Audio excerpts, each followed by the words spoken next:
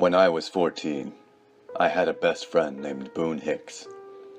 He was real sweet looking with long blonde hair, Irish green eyes, and an elvish face. He was a little on the short side, only about 5 feet tall, and we hung out mostly indoors because he was so fair-skinned. His parents didn't like him too much though, and he spent most of his time at my house, but I never minded it. It was when his aunt announced the gender of their unborn child that things started to get weird. "When the doctor told me, I was so excited," his Aunt Carolyn said, rubbing her belly affectionately. "I just knew it was going to be a girl." We were all at Boone's house, sitting in the family room. He had invited me over to meet his aunt. Boone just kind of stared at her with his piercing green eyes and a blank expression. "No, it's going to be a boy," he said, still giving Carolyn that heavy stare. She gave him a questioning look. "But the doctor said it was a girl." "I guess there was a mistake," he said, his expression never changing. "It's going to be a boy." His aunt stared back at him with a worried look. "Are you feeling okay, Boone? Why are you saying these things?" "I felt it," he said simply, shifting his eyes to the floor. His mother threw the book she had been reading earlier at him, hitting him in the chest. It fell to the floor, but he didn't even look at it. "Boone, hush up, you idiot. Quit trying to scare your aunt."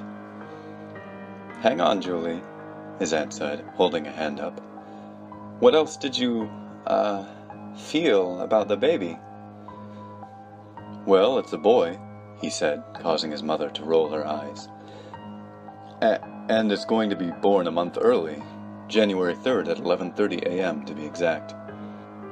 He went into another stare, eyes back on his aunt.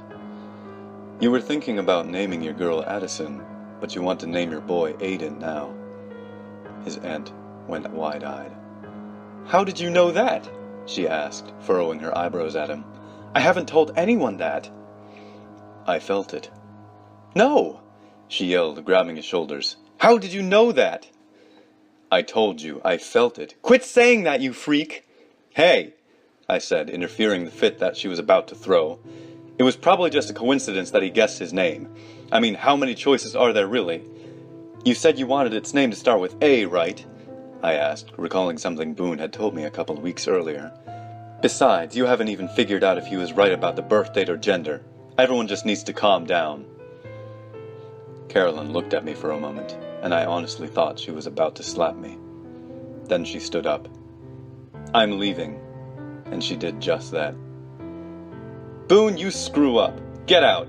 Mrs. Hicks yelled, shoving Boone and me right out the front door. I decided to let Boone sleep over at my house that night. "Dude, why did you do that?" I asked him as we walked down the road, the sun setting in the distance. "I think that was a little much." "But Victor," he said quietly, sounding like he was about to cry, "I felt it." I felt shivers rack my spine at that moment, and I slept as far away as I could from Boone that night. A few months later, his aunt gave birth to a baby boy, 1 month early, on January 3rd at 11 a.m., and she named him Aiden. I don't think he ever saw his Aunt Carolyn again. Months passed, and we soon forgot about the scare Boone had given his aunt. We went on living normal lives, hung out and played video games like old times. That was, until my accident. I was walking home from school one day, alone because Boone was home with a cold.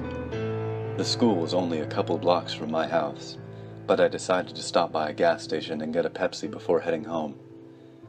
To do that, though, I had to cross the street. Keeping in mind I was 14, if I didn't see a car passing straight in front of me, I was not going to wait before running across the street.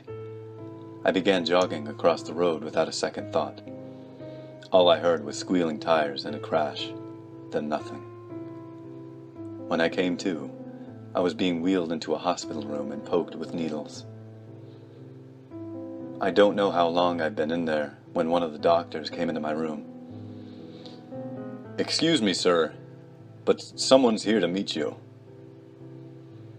I expected it to be my parents, but it was Boone who came through the door. He rushed to my side, tears in his eyes. His hands hovered over me, like he was scared if he touched me, he would hurt me. He finally settled one on my forehead. "I knew I'd find you here," he mumbled, lips trembling. "I felt it." I shivered at those words. I didn't know what was going on with Boone, but it was scaring me a little. "Did you call my parents?"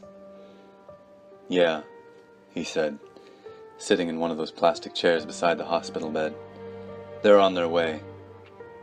"Boone," I started, turning my head to look at him.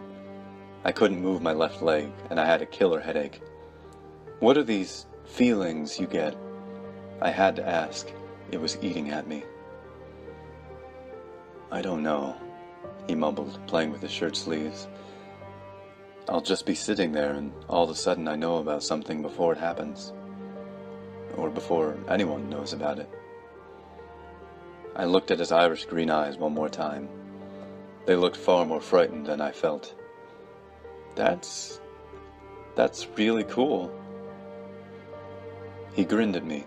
Then my parents came in, bawling and yelling about how I should have watched for cars. I was put in a cast later that day. My left leg was declared broken, and I had a minor concussion. It was a year before Boone had any more feelings, but his last one haunts me to this very day.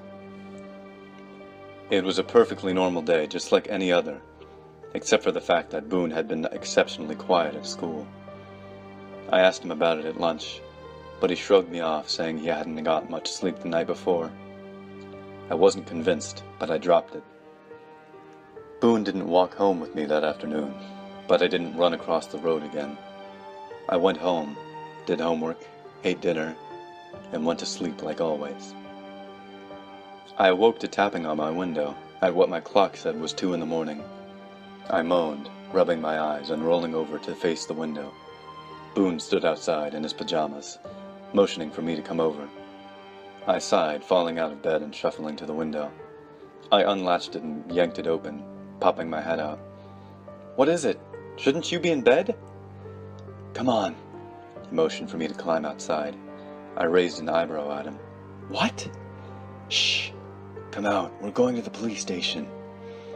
"What the heck are you talking about?" I asked, closing my eyes. I just wanted to slam the window in his face and go back to bed. "Just trust me." He gave me a pleading look, and I grudgingly put on my shoes. "Fine," I snapped, climbing out the window and hopping to the ground. "But if my parents find out, you're dead." Boone didn't say anything, just began jogging towards the police station.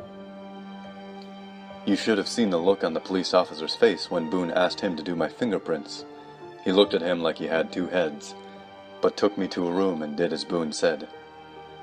After I washed the ink off of my fingers, I came back into the front room where Boone was saying something to one of the officers. When I got closer, I heard him telling the police officer to compare my fingerprints to the ones of a missing persons case from 11 years before.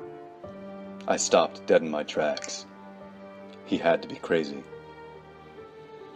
I felt something like a weight drop in my stomach, and I thought for a second I was going to be sick all over the police station floor. I started shaking, then I tore out of the door before they noticed I was even listening. I left Boone at the police station that night, running all the way home. I climbed through the window, collapsed on my bed, and cried myself to sleep. It was a few weeks later when my parents were sent to court, and then sentenced to prison for kidnapping. Apparently, my name isn't Victor. It's Garrett, and I was taken from my parents when I was only 4 years old. The police found my real parents, who I met the day my real parents went to prison. They were bawling and hugging me, saying they thought they'd never see me again. They told me I'd be moving with them several states away back to my home in Montana. I'd be leaving Boone. Our goodbyes were short, and they ended with a long hug and a few tears.